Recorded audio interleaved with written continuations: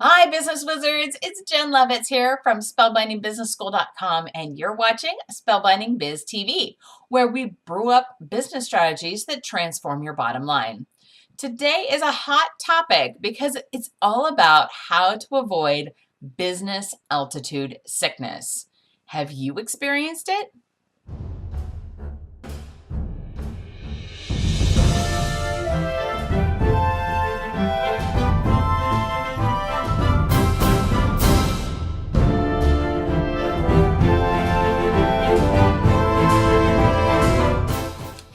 Business altitude sickness. Like, what is it? How do you avoid it? What is the deal? Basically, is what you might be thinking right now.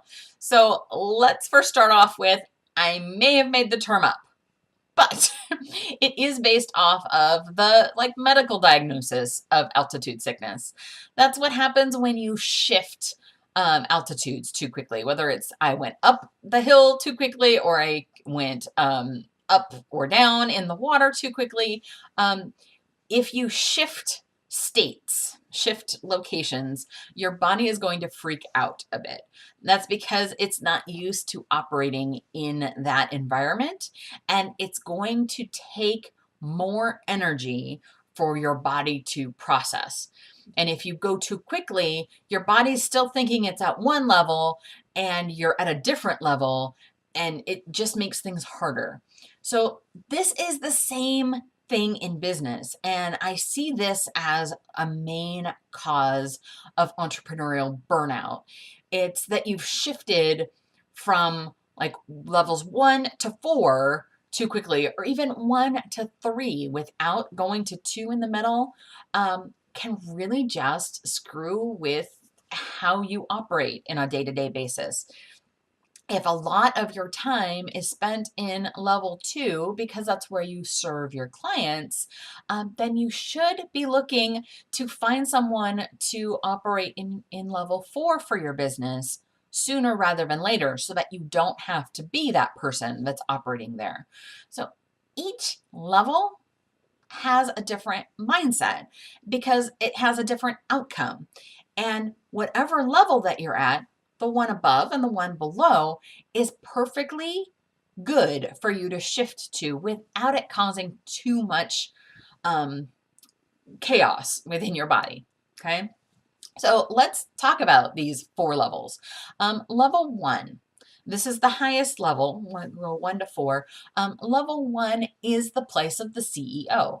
It's that mental place of visioning. What's the big picture of what's happening? Where do you want to go? What do you want to create? This is the container space, and it is a very important place for you as a business owner to be able to go to. It may not be the place that you live in all the time, although that is likely your end goal. But if you're a solopreneur, you're not yet living in level 1. It just can't be, because there's too many other things that need to happen in the lower levels. You can totally bring in contractors to fill in those other gaps and still be a solopreneur. So that is one way in order to be there. But this higher level place, this is really like the visionary. If you follow the entrepreneurial operating systems, EOS worldwide, .com, I believe it is. This is the visionary space. This is the holding space. This is also where many of the salespeople be and operate in their business, because they have the bigger view, and it's a different kind of connection is in this visionary space. So then we move to level 2. Level 2 is kind of split. If, again, in the EOS world, level 2 is a split place. It is not all the integrator. The integrator does tap into this and a little bit into level 3. So just pointing that out as a disclaimer here. But level 2 is the place that I like to play with my clients. This is the place where you have a view of what is, like you have a view of the city, but you also get to look at what are the things that are going to get me there and how does this spread out? It's the more strategic place of what's coming and how to get there. This is back up to level one. Level one's where you're probably creating your year-long to 3 to 5 year plan is from that level one space. If that's the case, then level two space is more of your 90-day plan. What do you need to accomplish in the next 3 months or so, or in this quarter, to achieve the goals that you set at this higher level? So in level two, it's the strategic space. It's the higher level project plan. Shifting to level two, however, or three, sorry, level three.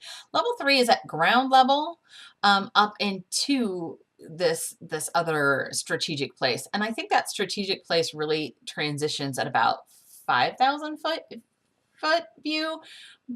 Most online business managers go to about 1,000-foot view as their normal. They go ground level to 1,000 foot. But online business managers really fit into this level three space. And they're the people that are taking the 3-month plan and making it into the 1 month or even the 1 week plan.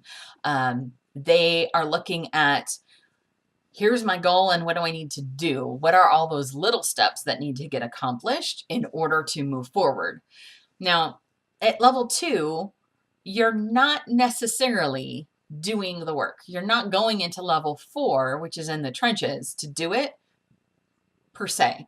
You might go into it a little bit to help out, but that's not really the operating space. This is still a planning space because we're above ground level. So 1, 2, and 3 are all above ground level, and they're more the planning spaces. And as I'm talking about this, I hope it's clicking with you that there's a different mentality in each of these different places, depending on where you need to be. And then we move to 4. 4 has the biggest difference than the others because 4 is about making things go. How do you actually get her done? It's the, here's my task, I'm going to complete it mentality. I don't want to think, I don't need to think about what needs to happen. I just need to think about how to get that specific piece done. Now, if you're in that mental place of, I just need to get her done, it's really hard for you to be in a strategy place of where does this fit in? What other pieces do I need to pull in and make sure are set up correctly to run? I bring this up because I've seen a lot of business owners put a lot of pressure on their virtual assistant team to be able to jump to level 2 for them and level 2. Level 3, some. But really, your VA, especially your lower price point VA, is really there to put their head down and do good work for you. And when you put pressure on them to understand all the different bits and pieces of how everything fits into the world, it becomes harder for them to serve you. Just like it's maybe harder for you to actually get it done because you don't know all the different bits and pieces that need to be done. Often what really just needs to happen is you need somebody in that level 3 place to break down all the pieces to go, okay, well, these are all the steps that will need to get accomplished. And these are pieces that your VA can do for you. And these are pieces that you will need to do so your VA can do these things. That's where I like to shift people to, is taking this idea of you as business owner, you're serving clients probably at level 2, probably, unless you're providing a done for you service, and then you may be down into level 3. But generally, most service providers are operating day to day with their clients and being paid by their clients to operate at level 2. So why would you think you should go from serving clients to let me get the hard work done piece?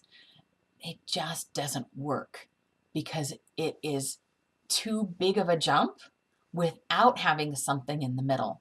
So create something for you in the middle space. If you know that you have to work with, like you work with your clients primarily in the number 2 space, and you also need to get stuff done in your day, plan time in the middle where you can be operating in the, well, what will need to get done? Let me organize that a little bit before you get to the let's just do it. Because it will help your body and your mind to process that more effectively without burning yourself out. The biggest biggest thing I want you to take away here is that we're trying to avoid burnout of either you or your team. So think about, where do I need to operate today? Am I at 1 in total visionary place? Am I in 2, which is bigger picture strategic place? Am I 3, more intimate planning place? Or am I in a 4, just get the work done place? And try to schedule your day so that you are operating in only one at one level at a time. It will significantly make your life simpler. Okay, guys, that's it for today. This has been a great conversation about altitude sickness, and I would love to hear from you about what your take is on it. What do you need help to avoid this altitude sickness? Do you need to bring in somebody? What's going on? So let's talk about it. Take care, everybody. Bye-bye.